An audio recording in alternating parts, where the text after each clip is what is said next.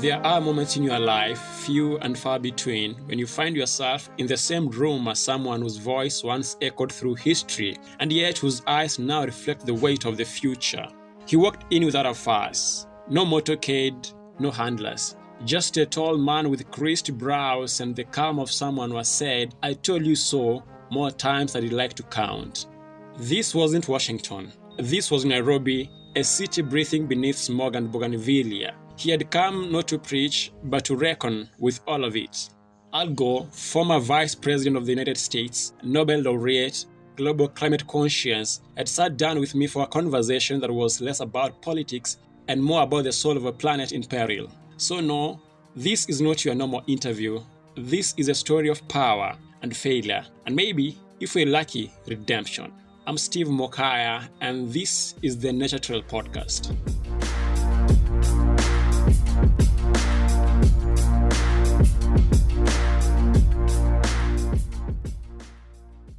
There's no reason for U.S. AID. When you look at the politicians that have been in there sucking the blood out of it, when you look at all of the fake deals, I mean, look, it's fake, it's fraudulent, it's probably kickbacks. When we have $36 trillion in debt, and we're taking care of countries that are very rich and sending aid to countries, in some cases, that are rich, in some cases, they're not rich. But no, it should very much decrease. You could feel the frustration in the room before a single question was asked. Because when the US, the wealthiest polluter on earth, pulls funding from Africa's most vulnerable climate programs, what you are left with is a budget gap, and dry riverbeds, and failed harvests, and empty boreholes, and people. People who did everything right, still staring down the barrel of a drought they didn't cause. So I asked Al Gore, what does justice look like when the richest countries turn their backs? Recently, since President Trump came to office, he scrapped the USAID, which was funding a lot of mitigation measures in Africa. And now so many programs are not running, which were to mitigate the impact of climate and the extremities of the weather, So what do you have to say about that? I'm sorry. As an American, I certainly did not vote for Donald Trump. I wish he had not been elected. We have 3.5 years more to get through. It's regrettable that he has cut off some of the assistance that is based on justice and fairness and on our common effort to create a brighter future. I wish there were another election tomorrow to vote him out of office, but we have to wait 3.5 years. In the meantime, there is a chance that our subnational leaders, the governors of states, the mayors of cities, the leaders of companies that have integrity, can limit some of the damage Donald Trump appears determined to do. The Congress, we won't have to wait 3.5 years to see a change in the Congress. We have elections for the House of Representatives every 2 years, and for 1/3 of the Senate every 2 years. And 1.5 years from now, we will have those elections. We call them midterm elections, halfway through the term of a president. And I think there's a real chance that we'll see significant improvements in U.S. policy after the midterm elections 1.5 years from now. In the immediate aftermath of World War II, the United States of America became, in the eyes of many, the most powerful nation in the world and the wealthiest nation in the world. There is an old saying and that I heard when I was growing up, perhaps you did as well, to whom much is given, much is required. And I think that embodies a principle of justice that the United States should continue to respect. Now, it's been a long time since the end of World War II, and there have been many changes. The Chinese economy has grown quite dramatically. The U.S. Share of global wealth has declined. We are still the most powerful and wealthiest country, however, and I think we should continue to play the kind of global leadership role that we have played for the last 75 years. That is my view. There should have been a more gradual transition, and certainly today, there should be a pathway to make a transition that doesn't hurt and harm so many people who have come to depend on USAID. Maybe over a longer period of time, other nations could find ways to fill that gap, but to do it suddenly is cruel. It's cruel. And I do not support it. And I'm sorry that he has made these decisions.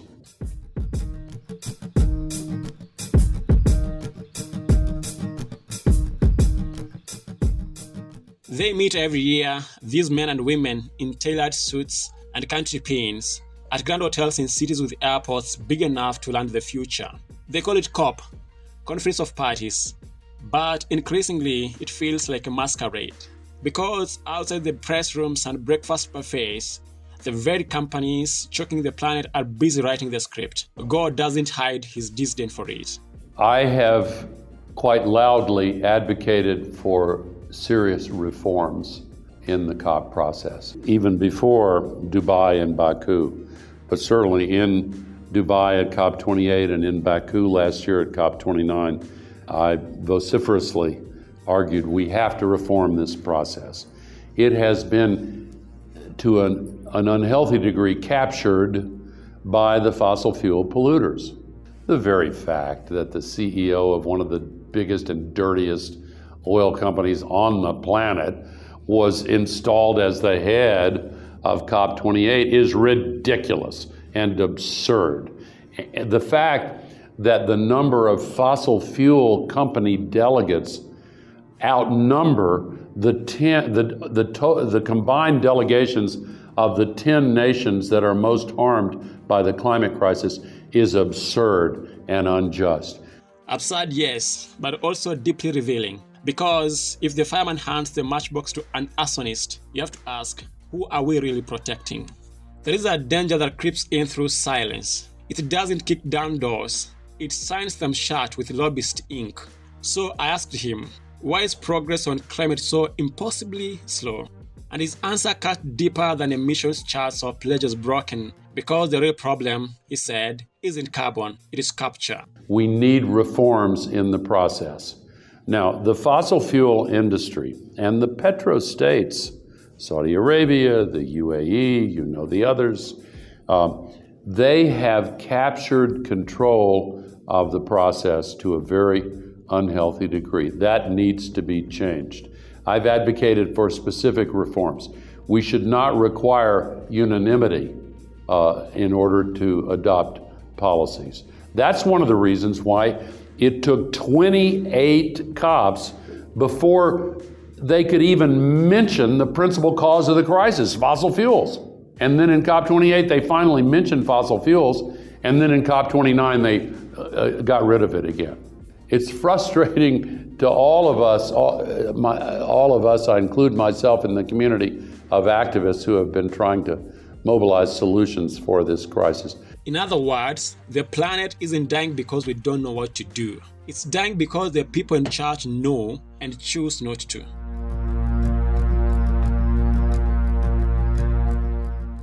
If you want to know who carries the weight of the climate crisis, don't look to the podium. Look to the kitchen, the water point, the field.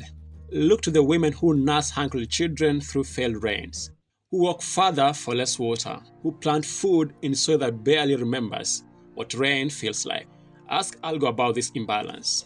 I think the evidence supports the view that women are, on average, more affected by the climate crisis than men, perhaps because of their typically larger role in caring for young children. It's not always the case, but on average that is the case.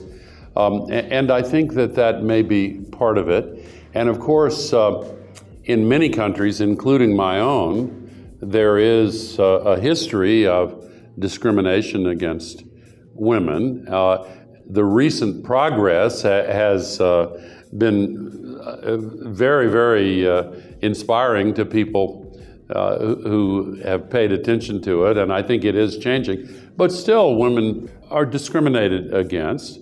It's a sign that we still have work to do on eliminating discrimination. Then, almost like remembering a melody, he mentioned a name that stirs something sacred in this country called Kenya. I will say, however, that one of the most inspiring and effective leaders I have ever met on climate in my life was the late Wangari Maathai from Kenya. She inspired me. I was privileged to become a close friend. She visited my home in Tennessee in the U.S. Her daughter Wanjira is here today, of course, and continues her mother's tradition of leadership. So I think it very much depends on the individual women involved and the communities involved. But I don't disagree that women still face, on average, a burden of discrimination and should be allowed to play as big a role in shaping climate policy as they wish. He smiled softly, as though speaking of a sister in the fight. And maybe that is the lesson, that in the climate struggle, the fiercest warriors often come wearing head wraps, not neckties.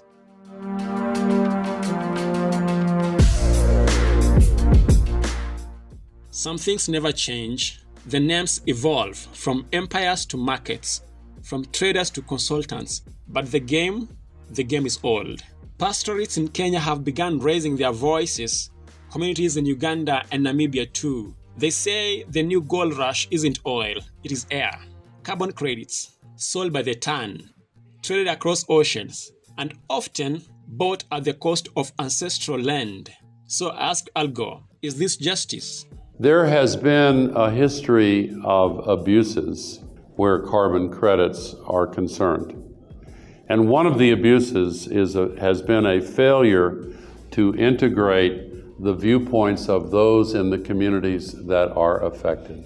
If they do not have input, if their experiences and points of view are not involved in shaping a plan for carbon credits, then that's unjust. And climate justice is justice, and we have to pursue it.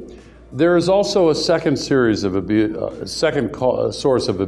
with carbon credits, and that is there is such an asymmetry, an imbalance between the demand for carbon credits from the wealthy countries of the West and companies that have pledged to reduce their emissions, and they think the easy way to do it would be to buy carbon credits.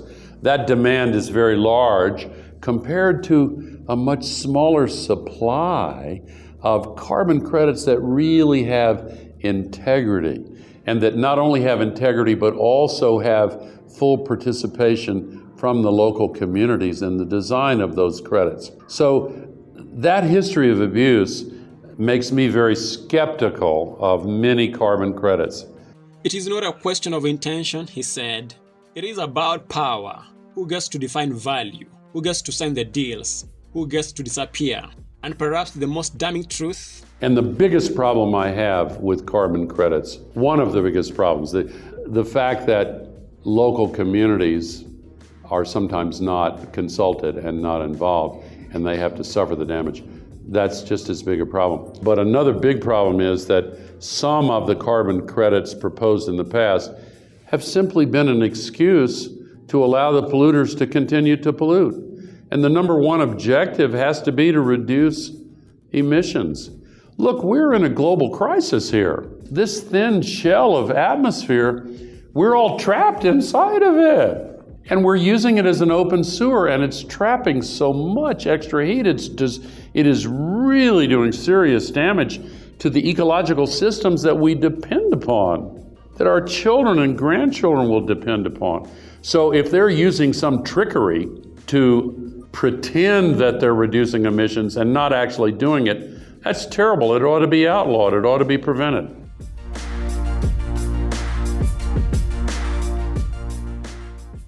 Here is the sharpest edge of the climate debate. Should Africa, the continent least responsible for global emissions, be asked to walk away from its fossil fuels? Uganda finds oil, Kenya flirts with coal, and suddenly the West calls foul.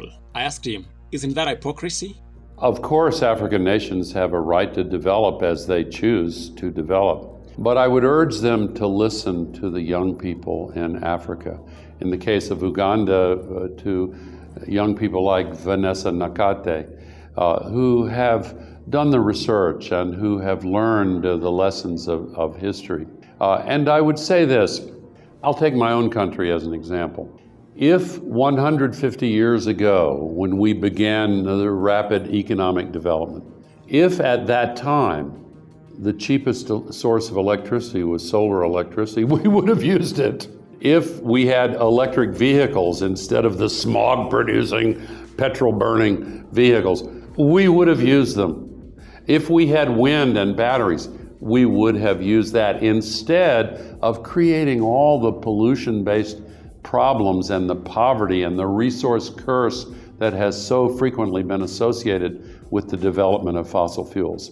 Look at Nigeria, for example. The history of the environment being left poisoned and destroyed, people harmed, their health ruined, driven into poverty, with the wealth from those fossil fuels going not to the people, but to a very small number of wealthy elites, and mostly to those who are extracting from the fossil fuels from Africa and selling it to Europe and Asia and elsewhere.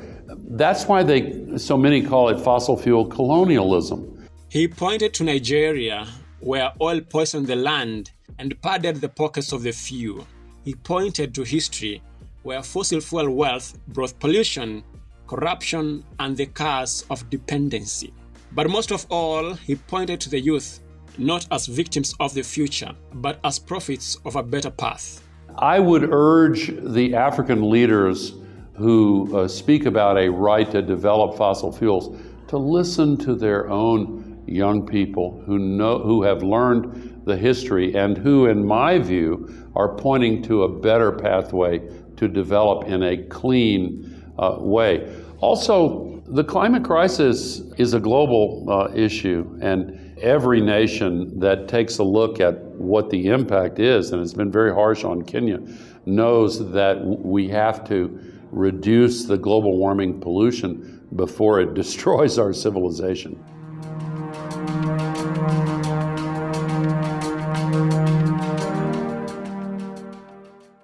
So I asked the question I always save for the end. Are you still hopeful? He paused. You could almost hear him checking his heart. And then he nodded. Not like a politician, but like a man who's seen just enough light in the smoke to believe. There is an old saying attributed to an economist in the US years ago, Rudy Dornbush. It's known as Dornbush's Law. And that law says this: things take longer to happen than you think they will, but then they happen faster than you thought they could. We've seen that in technology. We've seen that sometimes in politics as well. When the struggle to give women the right to vote was underway, there were many who thought, oh, we'll never be able to succeed. But then when the heart of the issue was revealed as a choice between right and wrong, all of a sudden it happened quickly. Abolition of slavery, the same pattern. And I think we're very close to that point where the climate crisis is concerned. I think we are going to win this struggle. I do believe, however, that there is an open question as to whether or not we will win it in time to avoid truly catastrophic consequences. I believe we will, but it depends upon how quickly we can accumulate the sufficient political will to make the policy changes. Stop forcing taxpayers to subsidize the dirtiest source of energy in the world, fossil fuels. Come up with a fair and just way of allocating investment capital around the world so that developing nations can participate fully the way the wealthy countries have. I think that these changes are in the works. I know that advocates are gaining ground. If you look at all of the new electricity generation installed worldwide last year, many people are surprised to learn that 93% of it was solar and wind. That's amazing. If you look at how the cost for pollution-free renewable energy has come down so quickly, it's really amazing. And these positive changes also give me hope. He spoke of solar panels blanketing rooftops in Ghana, of wind farms turning in Turkana, of African youth who've stopped asking for permission and started acting. The biggest source of hope for me are the climate activists here in Africa. They are so energetic. They've taken the time to educate themselves, to network with one another, and to learn how to communicate and advocate skillfully. So it reminds me of Wangari Maathai, who I first met 35 years ago here in Nairobi. And I think they are following in her tradition. Hope, it turns out, isn't a policy. It is a choice, a fight, a refusal. Al Gore did give us a silver bullet. He didn't sugarcoat the politics. He didn't pretend the battle is won. But he sat and spoke and listened. And maybe in this age of vanishing glaciers and vanishing truths, that's what leadership looks like. Not certainty, but conscious. I'm Steve Mokaya. This has been the Nature Trail podcast. If this episode started something in you, share it. Talk about it, act on it. Because the earth is not dying quietly. It is speaking louder every day. The question though is, are we listening?